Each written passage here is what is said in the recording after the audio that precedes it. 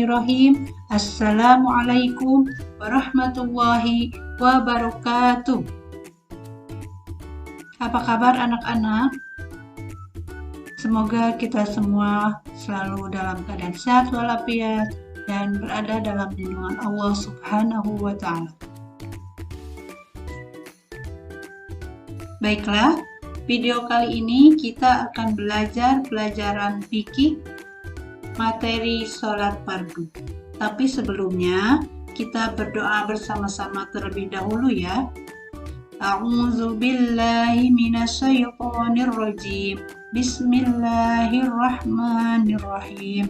Rabbi jidni ilman warzuqni fahman. Yang artinya, ya Allah, tambahkanlah kepadaku ilmu dan berikanlah aku pemahaman. Amin.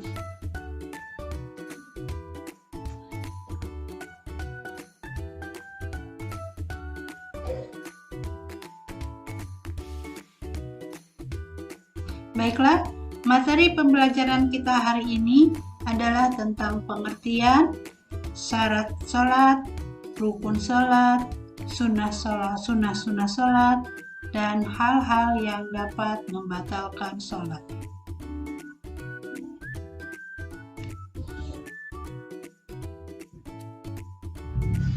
Yang pertama adalah pengertian sholat. Sholat menurut bahasa artinya adalah doa. Sedangkan menurut istilah, sholat adalah ibadah yang dimulai dengan bacaan takbiratul ihram dan diakhiri dengan mengucapkan salam. Tentunya dengan syarat dan ketentuan tertentu ya. Sholat adalah ibadah wajib yang harus kita laksanakan. Karena sholat adalah bagian dari rukun Islam yang kedua. Kita mengerjakan sholat sehari semalam ada 5 waktu ya. Yang pertama sholat subuh, yang kedua sholat zuhur, yang ketiga sholat asar, yang keempat sholat maghrib, dan yang kelima sholat isya. Sholat merupakan tiangnya agama. Jadi, jika orang yang mendirikan sholat, maka berarti ia telah menegakkan agama. Apabila ia meninggalkan sholat, maka berarti ia telah merobohkan agama. Sholat dapat mencegah dari perbuatan keji dan mungkar. Maka sebagai anak-anak yang soleh dan solehah, kalian harus rajin sholat ya.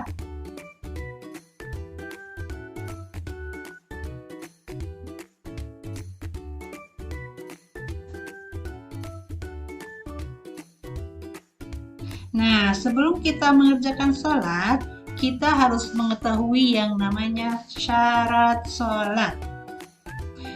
Yang termasuk syarat sholat, ada syarat wajib sholat dan ada syarat sah sholat. Yang termasuk syarat wajib sholat adalah yang pertama beragama Islam.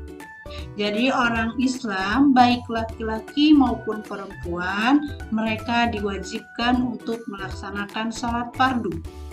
Yang kedua berakal sehat. Orang yang memiliki akal yang sehat, maka mereka diwajibkan untuk melaksanakan sholat. Sedangkan bagi orang yang tidak sehat akalnya, maka ia tidak diwajibkan untuk melaksanakan sholat. Yang ketiga adalah baligh atau dewasa. Orang yang sudah dewasa atau sudah baligh, tentunya mereka wajib untuk melaksanakan sholat. Berarti anak-anak belum diwajibkan sholat ya, tetapi harus belajar dari sedini mungkin supaya kalian nanti sudah terbiasa.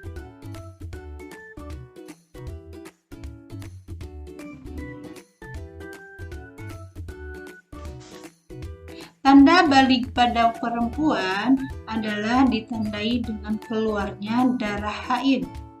Sedangkan untuk laki-laki adalah dengan mengalami mimpi basah. Kemudian yang selanjutnya adalah syarat sah sholat. Yang pertama, suci dari hadas besar dan hadas kecil. Cara bersuci dari hadas besar adalah dengan mandi, dan cara bersuci dari hadas kecil bisa dengan berwudu atau tayamum. Kemudian yang kedua, suci badan, pakaian, dan tempat dari najis. Yang ketiga, menutup aurat. Aurat laki-laki itu antara lutut sampai pusar. Sedangkan untuk perempuan, auratnya adalah seluruh anggota tubuh kecuali muka dan telapak tangan. Yang keempat adalah menghadap kiblat. Yang kelima, sudah masuk waktu sholat. Yang keenam, sudah mengetahui tata cara sholat.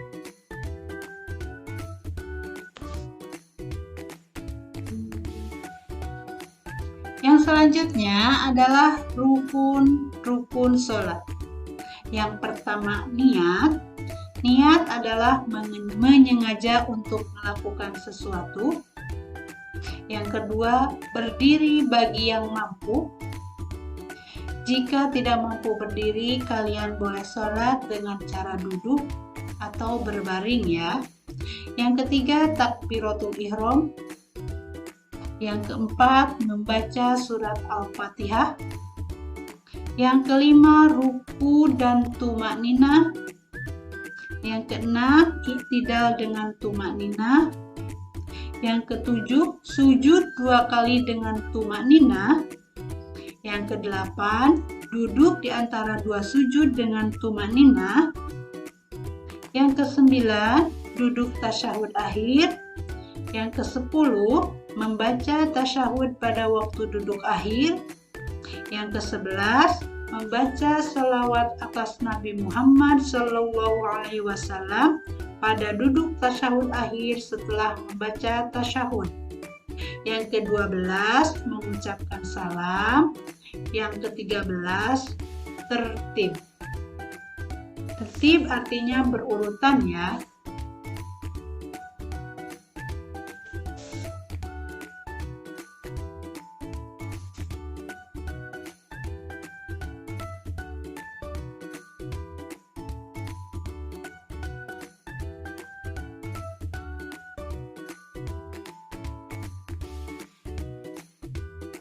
Yang selanjutnya adalah tentang sunnah-sunnah sholat.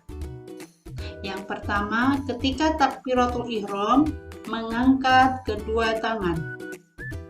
Yang kedua, mengangkat kedua tangan ketika ruku, berdiri dari ruku, dan berdiri dari tasyahud awal. Yang ketiga, bersedekap ketika berdiri. Yang keempat, mengarahkan pandangan ke arah tempat sujud. Yang kelima, membaca doa qunut dalam sholat subuh pada rakaat kedua setelah iktidal dengan tumakninah. Yang keenam, bertasbih ketika ruku dan sujud. Yang ketujuh, membaca doa ketika duduk di antara 2 sujud. Yang kedelapan, mengucapkan salam kedua.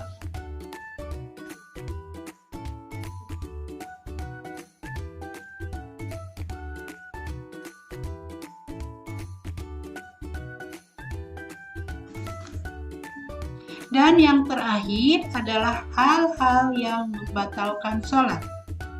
Yang pertama, meninggalkan salah satu rukun sholat atau memutuskan rukun sebelum sempurna dilakukan. Masih ingat, rukun sholat itu ada 13 ya. Berarti jika kalian meninggalkan salah satunya, maka sholat kalian batal. Yang kedua, tidak memenuhi salah satu dari syarat sholat seperti berhadas atau terbuka aurat. Yang ketiga, berbicara dengan sengaja. Yang keempat, banyak bergerak dengan sengaja. Yang kelima, makan atau minum. Yang keenam, menambah gerakan sholat. Yang ketujuh, tertawa. Yang kedelapan, mendahului imam sebanyak 2 rukun. Itu khusus bagi makmum ya. Demikianlah yang dapat Ibu sampaikan. Mohon maaf apabila ada kekurangan.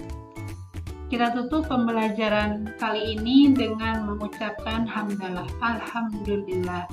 Billahi taufiq wal hidayah. Wassalamualaikum warahmatullahi wabarakatuh.